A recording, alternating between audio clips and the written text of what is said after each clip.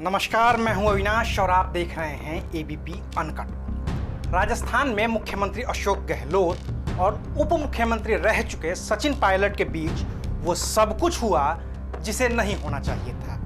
एक दूसरे को नाकाम और नाकारा साबित करने की कोशिश, सरकार को बचाने और गिराने के लिए की गई तिकड़में, विधायकों की बाड़ेबंदी और फोन टैपिंग, वो सब जिसे कम से कम लोकतंत्र के लिए तो सुखद नहीं ही कहा जा सकता।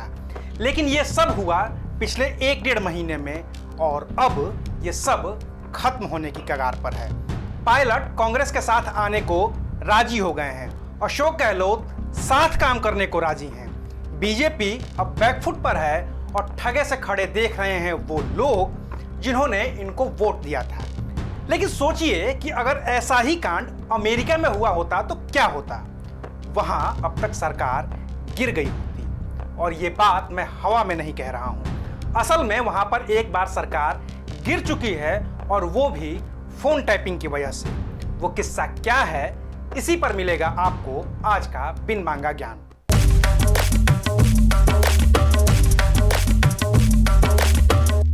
साल था 1969। 20 जनवरी को रिपब्लिकन पार्टी के उम्मीदवार रिचर्ड निक्सन अमेरिका के राष्ट्रपति बने।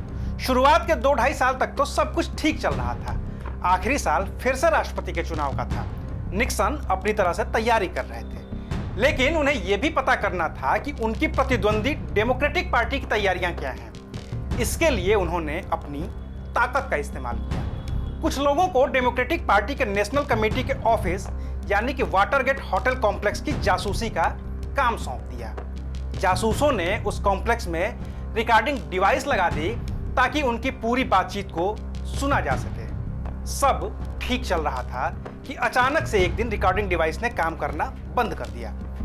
फिर 17 जून 1972 की रात को 5 लोगों ने फिर से उस बिल्डिंग में घुसने की कोशिश की ताकि जो रिकॉर्डिंग डिवाइस खराब हो गई है उसे ठीक किया जा सके।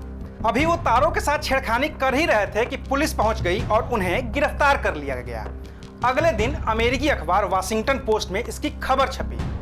खबर की तफ्तीश करने वाले 2 पत्रकार थे, बॉब वुडवर्ड और कार्ल बर्नस्टीन। उनकी खबर का एक सोर्स था जिसने अपनी पहचान बताई थी डीप थ्रोट। डीप थ्रोट 1972 में अमेरिका में रिलीज हुई एक अश्लील फिल्म थी जो उस वक्त खूब चर्चित हो रही थी। बाद में साल 2005 में यह बात पता चली थी कि डीप थ्रोट कोई और नहीं बल्कि FBI के तब के deputy director William mark felt थे। तो डीप थ्रोट बॉब वुडवर्ड और कार्ल बर्नस्टीन को खुफिया जानकारियां देता जाता था और अखबार उसे छापता जाता था। जैसे जैसे मामला आगे बढ़ता जा रहा था, एक एक करके सत्ताधारी रिपब्लिकन पार्टी के नेताओं और अधिकारियों के नाम सामने आ रहे थे, लेकिन निक्सन तक आंच अभी नहीं पहुंची थी। मामला पहुंचा सीनेट में, जहां इसकी सुनवाई होनी थी। मई 1973 में केस सीनेट में शुरू हुआ। इस मामले की जांच के लिए और दोषियों को सजा दिलवाने के लिए हार्वर्ड के एक लॉ प्रोफेसर आर्चिबाल्ड कॉक्स को वकील के तौर पर नियुक्त किया गया। लेकिन जब निक्सन को लगा कि वो तो खुद फंस जाएंगे, तो उन्होंने अपने करीबियों को इस्तीफा देने के लिए मजबूर किया। वहीं आर्चिबाल्ड कॉक्स की तफ्तीश की आंच निक्सन तक भी अब पहुंचने लगी थी। तो निक्सन ने एक काम किया। उन्होंने अपने अटॉर्नी जनरल रिचर्डसन से कहा कि वो कॉक्स को उनके पद से हटा दें। रिचर्डसन ने इनकार कर दिया और खुद इस्तीफा दे दिया। फिर निक्सन ने डिप्टी अटॉर्नी जनरल विलियम रकलहॉस को कॉक्स को हटाने को कहा, तो रकलहॉस ने भी इस्तीफा दे दिया। आखिरकार निक्सन ने सॉलिसिटर जनरल रॉबर्ट बार्क को यह काम सौंपा और बार्क ने यह काम कर दिया। नए वकील आए, लियोन जोर्स्की। इस बीच अमेरिका में राष्ट्रपति के चुनाव हुए। निक्सन ने खुद को पाक साफ बताया, कहा कि विपक्ष साजिश कर रहा है। लोगों ने भी भरोसा कर लिया और निक्सन दोबारा राष्ट्रपति बन गए।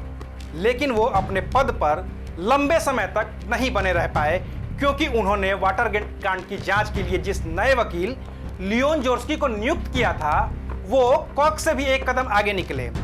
सारे रिकॉर्डेड जो टेप थे उनको उन्होंने रिलीज करने का नोटिस भेज दिया और फिर निक्सन फंस गए।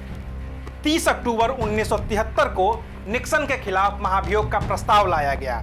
कोर्ट के काम में दखल देने, राष्ट्रपति की शक्तियों का दुरुपयोग करने और हाउस ऑफ रिप्रेजेंटेटिव के सामने गवाही न देने के आरोप में उन पर आरोप तय किए गए।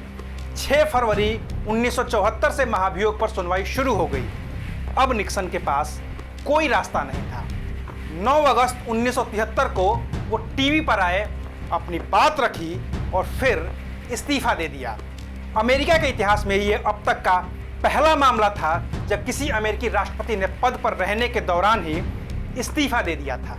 अगर भारत में भी इतिहास पर थोड़ी नजर दौड़ाएंगे तो ऐसे कई उदाहरण मिल जाएंगे और सबसे बड़ा उदाहरण है कर्नाटक के मुख्यमंत्री रहे रामकृष्ण हेगड़े का। साल था 1988। केंद्र में राजीव गांधी की सरकार थी और राज्य में गैर कांग्रेसी रामकृष्ण हेगड़े की। टेलीकॉम मिनिस्टर थे वीर बहादुर सिंह। जनता पार्टी के सांसद मधु दंडवते और टीडीपी के सांसद सी माधव रेड्डी ने टेलीकॉम मिनिस्टर से नेताओं की फोन टैपिंग के मामले में सवाल पूछा। आमतौर पर इसका जवाब नहीं दिया जाता है, लेकिन वीर बहादुर सिंह ने संसद में जवाब दिया। बताया कि कर्नाटक पुलिस के डीआईजी ने कम से कम 50 उद्योगपतियों और नेताओं के फोन टैप किए थे और ये सब वो लोग थे जो तब के मुख्यमंत्री रामकृष्ण हेगड़े की मुखालफत करते थे या उनके प्रतिद्वंदी थे। अभी रामकृष्ण हेगड़े कुछ कहते उससे पहले ही एचडी देवगौड़ा और अजित सिंह के बातचीत की पूरी ट्रांसक्रिप्ट अखबारों में छप गई।